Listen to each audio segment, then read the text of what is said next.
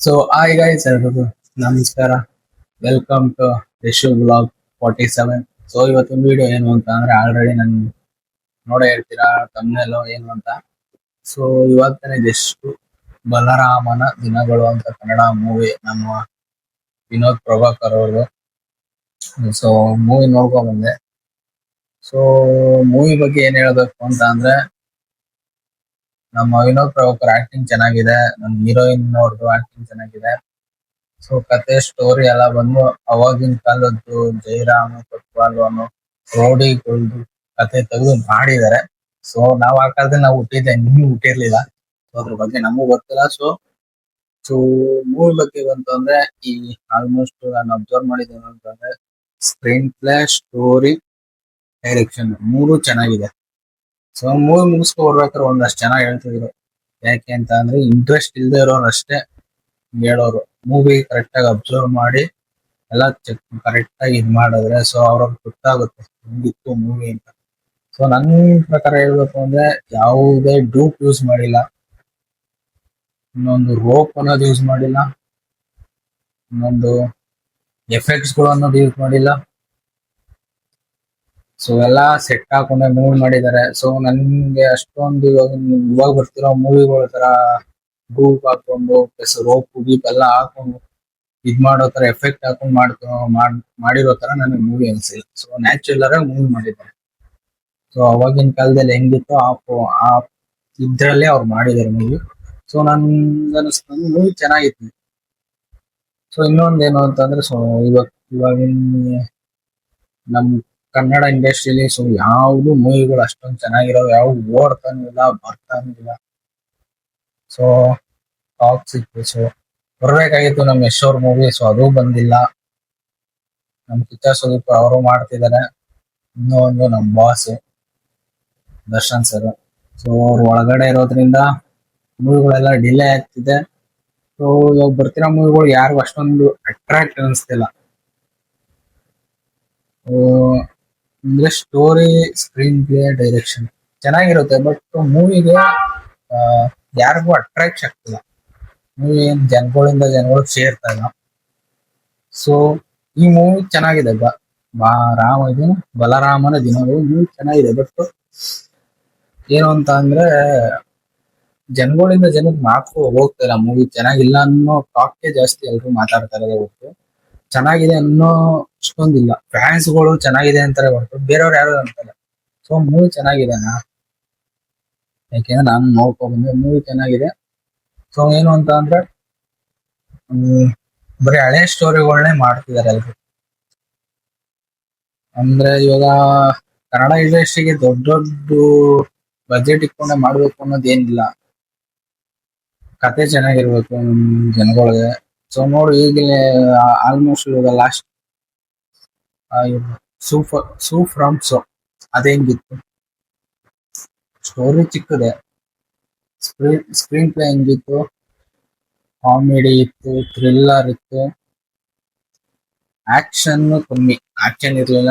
So ಅಷ್ಟ್ ಆಕ್ಷನೇ ಬೇಕು ಅನ್ನೋ ಮೂವಿಗೆ ಏನಾದ್ರೆ ಜನಗಳಿಗೆ ಇಷ್ಟ ಆಗ್ಬೇಕು, ಕಾಮಿಡಿ ಇರಬೇಕು, ಥ್ರಿಲ್ಲಿಂಗ್ ಅನ್ಸ್ಬೇಕು ಮೂವಿ ಅಷ್ಟೇ. ಇವಾಗ ಜನಗಳೆಲ್ಲ ಬರೀ ಅದನ್ನೇ ಯೋಚನೆ ಮಾಡ್ತಾ ಇರಬೇಕು, ಮೂವಿ ಹೆಂಗಿದ್ರೇನು.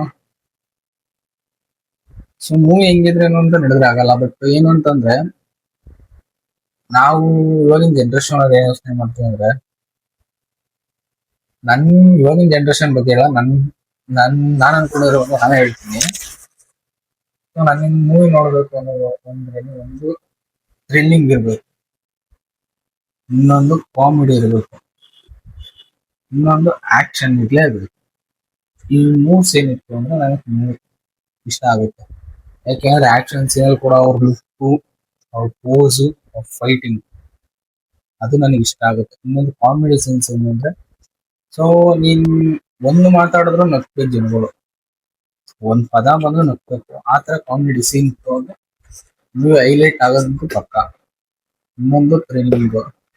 ಸೊ ಆಲ್ಮೋಸ್ಟ್ ಇವಾಗಿನ ಆರ್ ಮೂವಿಗಳು ಆಲ್ಮೋಸ್ಟ್ ಎಷ್ಟೊಂದ್ ಜನ ಮಾಡಿದಾರೆ ಆರ್ ಮೂವಿಗಳು. ಅವು ಫ್ಲಾಪ್ ಆಗಿದೆ, ಬಟ್ ಒಂದೊಂದು ಹಿಟ್ ಆಗಿವೆ. ಏನಂತಂದ್ರೆ ಒಂದೊಂದು ಸೆಕೆಂಡ್ ಕೂಡ ಅವನಿಗೆ ನೆಕ್ಸ್ಟ್ ಏನಾಗುತ್ತೆ ಅನ್ನೋ ರೇಂಜ್ ಅಲ್ಲಿ ಇರ್ಬೇಕು ನೀವು. ಅವನ್ ಮೂವಿ ಬೆಳಿಬೇಕು ಅಂತ ಅಂದ್ರೆ ಸೊ ನಾನ್ ಅದ್ರ ಬಗ್ಗೆ ಗೊತ್ತಿಲ್ಲ ಅನ್ನೋದ್ಕಿಂತ ಸೊ ಇವಾಗಿನ ಜನಗಳು ಯೋಚನೆ ಮಾಡೋದ್ ರೀತಿ ಅಂತ ಸೊ ಇನ್ ಬಲರಾಮನ್ ಮೂವಿ ಬಗ್ಗೆ ಬಂತು ಅಂದ್ರೆ ಮೂವಿ ಚೆನ್ನಾಗಿದೆ. ಬಟ್ ಏನು ಅಂತ ಅಂದ್ರೆ ಏನೋ ಒಂಥರ ಎಳ್ಕೊಂಡಂಗ ಓದಂಗ ಆಗುತ್ತೆ ಮೂವಿ. ಅದನ್ನ ಸಾಂಗ್ಗಳು ಅಷ್ಟೊಂದು ಇಷ್ಟ ಆಗಿಲ್ಲ ನನಗೆ. ನಾನು ಒಪ್ಕೊಂತೀನಿ, ಸಾಂಗ್ಗಳು ಅಂತೂ ಒಂಚೂರು ಇಷ್ಟ ಆಗಿಲ್ಲ ನನಗೆ. ಒಂದೊಂದು ಸೀನ್ಗಳಂತೂ ಇಷ್ಟ ಆದ. ಇನ್ನೊಂದು ಲಾಸ್ಟ್ ಸೀನ್ ಫೈಟ್ ಅನ್ನೋದ್ಕಿಂತ ಕ್ಲೈಮ್ಯಾಕ್ಸ್ ಸೀನು. ಇವಾಗಿನ ಕಾಲದಲ್ಲಿ ಜೊತೆಗಿದ್ದವ್ರು ಹಿಂದ್ಗಡೆ ಚೂರಿ ಆಗ್ತಾರೆ ಅನ್ನೋದು ಹೇಳವ್ರೆ. ಆ ಸ್ಕ್ರೀನ್ ಬರ್ದವ್ರು, ಆ ಲಾಸ್ಟ್ ಕ್ಲೈಮ್ಯಾಕ್ಸ್ ಸೀನ್ ಬರ್ದವ್ರು ಅಂತ ಹ್ಯಾಟ್ಸ್ ಆಫ್ ಹೇಳ್ತೀನಿ. ಯಾಕೆ ಅಂತ ಅಂದ್ರೆ ಇವಾಗಿನ ಕಾಲದಲ್ಲಿ ಹಂಗೆ ಇರೋದು ಫ್ರೆಂಡ್ಸ್. ಜೊತೆಗಿದ್ದಾನೆ ನಮ್ ಹಿಂದೆ ಚೂರಿ ಹಾಕ್ಬಿಡ್ತಾರೆ. ಅವನ್ ಬದುಕ್ಬೇಕು ಅಂದ್ರೆ ಇನ್ನೊಬ್ಬನ್ ಸಾಯಿಸೋ ರೇಂಜಲ್ಲಿ ಇರ್ತಾರೆ. ಓಕೆನಾ? ನಾ ಒಂದೇ ಹೇಳೋದು, ಗುರು ನೀನ್ ಬದುಕ್ಬೇಕು ಅಂದ್ರೆ ನೀನ್ ಬದುಕು, ಇನ್ನೊಬ್ಬನ್ ಸಾಯಿಸ್ಬಿಟ್ಟು ಬದುಕು ಅಂತ ಯಾರು ಹೇಳಲ್ಲ. ಇದು ಮೂವಿನೇ ಇರ್ಬೋದು, ಬಟ್ ಇವಾಗಿನ ಕಾಲದಲ್ಲಿ ಆತರ ಇದೆ.